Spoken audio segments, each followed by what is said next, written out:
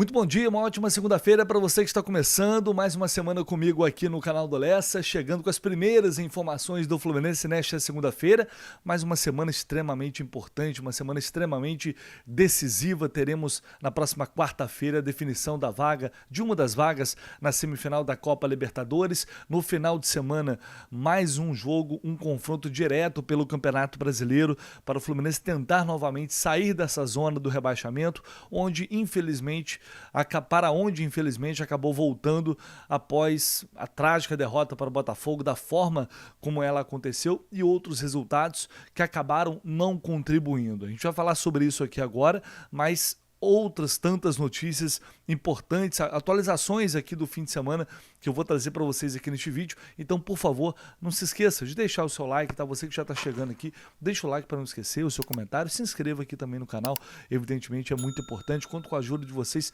todos os dias para que dessa forma o YouTube recomende aí o canal do Lessa para mais e mais tricolores. Vocês evidentemente fazem parte disso. Eu vou começar falando já sobre a tabela do Campeonato Brasileiro. A gente sabe que o Fluminense não só voltou para o Z4, como acabou caindo para a 18ª posição neste momento com 27 pontos. Está um ponto atrás do Corinthians, a um ponto também de sair novamente dessa zona do rebaixamento. Tão incômoda, eu confesso que eu tinha esperança de que o Fluminense fosse sair para nunca mais voltar neste campeonato. Tinha essa esperança, mas infelizmente aconteceu. Alguns resultados foram péssimos, mas assim, sinceramente, essa rodada ela já seria péssima de qualquer jeito com a derrota para o Botafogo no último sábado. Mas poderia ter sido até pior. A gente teve a conclusão aí da 27ª rodada com os jogos de sábado. A gente já sabe, vitória 1-0 no Juventude, Corinthians 3-0 no Atlético Goianiense, Fortaleza batendo o Bahia por 4-1. E aí tivemos, vamos lá, Atlético Mineiro 3-0 no Bragantino. Esse resultado aqui é bom, porque o Bragantino definitivamente está também nesse bololô. Está nessa briga e é um time que está constantemente jogando mal. O Bragantino, assim como o Fluminense, vou até conferir aqui, é isso mesmo, 26 jogos. Né? Tanto o Bragantino quanto o Fluminense tem um jogo a menos.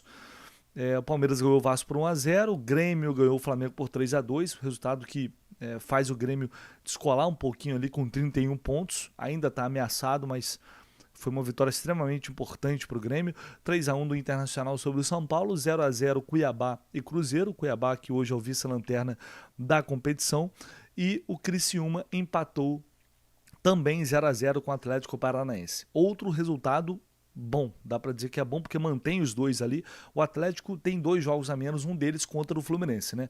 Outro confronto direto, e tome confronto direto até o fim da competição. Isso pode ser bom ou ruim, vai depender do Fluminense. E mantém o Criciúma também ali com 29 pontos, Criciúma que tem 26 jogos até aqui. Eu falei confronto direto contra o Atlético Goianiense, é claro que o Atlético Goianiense hoje é um virtual rebaixado, evidentemente, mas por se tratar de um time que está ali na parte de baixo da tabela, aliás, na rabeira da tabela, e dessa forma não é admissível, depois desses 2 jogos, o Fluminense perder pontos também para o Atlético Goianiense. Por isso serão esses 2 jogos, 2 próximos jogos contra Atlético Mineiro e Atlético Goianiense. Por isso a gente está falando de uma semana tão importante, tão decisiva. Essas 2 partidas serão fundamentais para o futuro do Fluminense a curto prazo, porque agora tudo tem que ser de imediato. O time conseguiu uma reação importante, conseguiu sair da lanterna, conseguiu sair do Z4, ainda vem num processo numa campanha de recuperação, e essa recuperação ela tem que continuar. E aí não dá para emplacar 3 derrotas consecutivas numa situação dramática como essa. Então a gente tem pela frente realmente dias importantes de trabalho no CT Carlos Castilho, decisões importantes que o técnico Mano Menezes vai ter que tomar, né, daqui em diante, e a gente vai falar sobre isso agora, mas antes vou trazer algumas informações importantes para vocês. Apurou, confirmou, publicou, emplacou! E eu só acredito no Lessa! Bom, vou trazer uma informação para vocês aqui para atualizar a situação do Ignacio. O zagueiro Ignacio, ele já está fazendo um trabalho de transição e a expectativa é de que ao longo desta semana ele já comece também a fazer trabalhos com bola no campo. Isso é um sinal importante de que ele também está avançando nessa recuperação para ficar novamente à disposição do Mano Menezes. Isso é fundamental pela situação que a gente está vendo, né? O Fluminense foi para esse jogo contra o Botafogo com poucas opções de zaga, levando em consideração que o Thiago Silva e o Thiago Santos estavam suspensos, jogaram Antônio Carlos e Manuel, e depois o Felipe Melo deu no que deu. Então a recuperação do Ignacio também é muito importante para que o Mano tenha uma opção a mais que não seja o Felipe Melo neste momento. Então ele está avançando e a tendência é de que já nos próximos dias ele possa já fazer alguns trabalhos com bola lá no CT. Bom, tinha muita gente também perguntando sobre o Diogo Barbosa, preocupado com o Diogo Barbosa, porque ele volta contra o Atlético, joga muito bem, depois não joga contra o Botafogo. Mas ele realmente saiu exausto daquela partida e foi poupado, tá, gente? A princípio ele não tem nada, ele realmente foi poupado. E até vale ressaltar uma coisa aqui que eu acabei ficando de trazer essa informação para vocês e depois esqueci com tanta coisa acontecendo ao mesmo tempo. O Diogo Barbosa, ele teve uma recuperação incrível e praticamente um mês depois do processo cirúrgico, ele volta e já volta num jogo tão difícil como essa partida diante do Atlético. E por que isso aconteceu? Obviamente, o Fluminense tem um departamento médico e de fisioterapia liderado pelo Filé, que é um absurdo, mas isso só é possível quando o atleta é comprometido, quando o atleta trabalha muito e leva muito a sério a recuperação. O Diogo Barbosa estava indo, inclusive durante a data FIFA, de manhã e de tarde no CT, todos os dias, sem parar um dia sequer.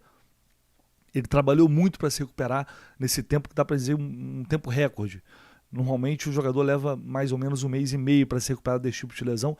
Ele voltou em 1 mês e já jogando. Não é que voltou, ficou no banco, entrou 10 minutos, não. Voltou jogando num jogo de alto nível, de alta exigência física. Né? Isso graças a essa recuperação, a essa dedicação na recuperação que o Diogo Barbosa teve. E eu acho que é o tipo de coisa que a gente tem que valorizar. É claro, o jogador profissional deveria sempre levar a sério esse tipo de situação. Mas a gente sabe que não é sempre que as coisas acontecem dessa forma. Então o Diogo se dedicou muito, né, inclusive durante a data FIFA, para voltar a ser opção e agora ele vai para o jogo. E aí vai depender do Mano Menezes, Diogo Barbosa ou Marcelo. Marcelo fez um grande jogo contra o Botafogo. É preciso reconhecer. Né? Um time veloz, um time rápido, com jogadores habilidosos, o Marcelo foi muito bem. E aí caberá ao Mano tomar essa decisão. Ontem o Nonato passou por uma cirurgia após uma fratura que ele, enfim, acabou sofrendo, infelizmente, no clássico do último sábado. Né, deixou o campo, foi para o hospital, passou a noite em observação e ontem ele passou por uma pequena cirurgia e já está em casa se recuperando. Então a gente vai ter que aguardar mais informações a partir desta segunda para ver como que vai ser o passo a passo, quanto tempo ele vai ter que ficar fora. Certamente ele vai ter que utilizar aquela máscara de proteção no nariz. Creio que em breve ele já poderá retornar às atividades. Mas para quarta-feira, não sei se isso já será viável, vamos apurar ao longo desta segunda. Mas ele está bem, está recuperado, foi realmente uma pancada muito, muito forte no nariz que gerou essa fratura. Ele precisou passar por essa correção de fratura, essa cirurgia, e agora já está se recuperando. E a Copa Intercontinental já começou. O Fluminense, que a gente espera, se Deus quiser, ganhando a Libertadores, vai disputar o Intercontinental. E ontem já teve jogo rolando, estreia da competição. O Al Ain goleou o Auckland City 6-2 nesse jogo, meus amigos. 6-2. O Al Ain, que é dos Emirados Árabes, ganhou o Auckland City e agora vai se preparar para enfrentar na próxima fase o Al Ahly do Egito. O jogo vai ser no dia 29 de outubro. Desse novo confronto será o time que vai enfrentar o campeão da Copa Libertadores deste ano e o Pachuca do México. O Al Ahly que o Fluminense enfrentou no ano passado no Mundial de Clubes. Os 3 últimos jogos decisivos da primeira edição da Copa Intercontinental, diz aqui nessa matéria do GE, serão todos em Doha, no Catar. Isso foi uma decisão da FIFA, né, para esse torneio que sempre terá como um dos finalistas o campeão da Champions League. E aí, a estreia do campeão da Libertadores está prevista para o dia 11 de dezembro, tá, contra o Pachuca. Então o tempo vai ser muito curto. Acabar as competições aqui, já vai disputar dias depois da final da Libertadores, o Intercontinental contra o Pachuca, e a final está prevista aí para o dia 18 de dezembro. Quem vencer, quem chegar lá, vai enfrentar o Real Madrid. Aqui no primeiro comentário fixado tem um link para Mais Ágil. Se você ainda não conhece a Mais Ágil e está precisando antecipar o seu fundo de garantia, o seu FGTS, se você tem aquela grana que está lá retida, está parada, você não pode mexer, então agora é a hora de você clicar neste link e entrar em contato com a equipe da Mais Ágil, que eles vão te atender com maior carinho e maior atenção para que você possa receber essa grana na sua conta. Obviamente, é importante você se informar com todo o passo a passo desse processo. Entre em contato com a Mais Ágil que eles vão te auxiliar. Bom, já para a gente fechar, ontem foi o dia de reapresentação no CT Carlos Castilho após a derrota para o Botafogo e também foi um dia de muita conversa. Além de treinamento, muita conversa após essa derrota, após 2 derrotas consecutivas e extremamente pesadas, né, que afetaram muito a situação do Fluminense no Campeonato Brasileiro. Por isso o time acaba voltando para o Z4 da competição. E o técnico Mano Menezes teve uma conversa com os jogadores e a tônica dessa conversa foi, a gente, né, obviamente não com as mesmas palavras, mas o que chegou até mim é o seguinte: todo mundo sabe que o Fluminense cometeu erros graves em Caxias do Sul, todo mundo sabe que uma virada daquela forma não pode acontecer, e muito menos uma derrota num clássico diante de um rival extremamente forte que está brigando pelo título da competição. O Fluminense não pode perder um jogo como aquele. Mas ao mesmo tempo, o time tem pela frente uma decisão, um jogo extremamente que pode mudar tudo, né, nessas próximas semanas, pode mudar a realidade do time na temporada, chegar a uma semifinal de Libertadores. Cara, só pensa, a gente vai estar a 2 jogos de chegar numa final e a 3 jogos do bicampeonato da Libertadores. E depois o Atlético Goianiense fora de casa, que uma vitória pode fazer o Fluminense sair novamente da zona do rebaixamento. Foi o que eu falei na semana passada, que não tem muito meio termo, né? Ou você ganha uma partida de Libertadores e ganha um clássico, ou você está no céu ou você está no inferno. Neste momento, entre aspas, o Fluminense acabou entrando para esse inferno que é o Z4, mas pode voltar para o céu, garantindo uma vaga na semifinal e batendo o Atlético Goianiense fora de casa.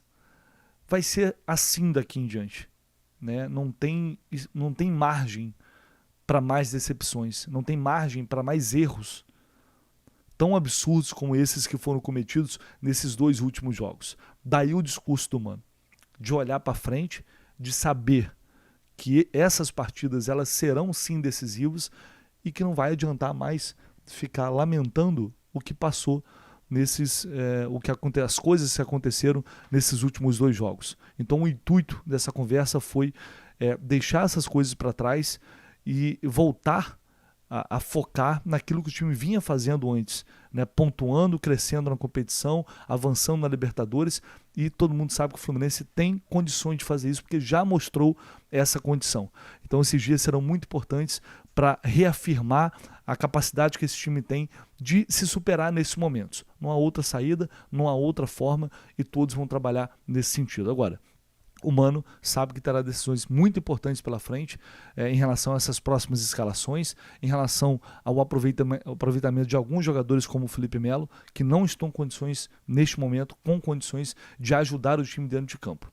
Né? São essas decisões difíceis que eu falei na semana passada, que ele como treinador vai ter que tomar para que o Fluminense realmente consiga não só chegar a essa semifinal, mas afastar esse desespero que é o rebaixamento. Vamos ver o que vai acontecer.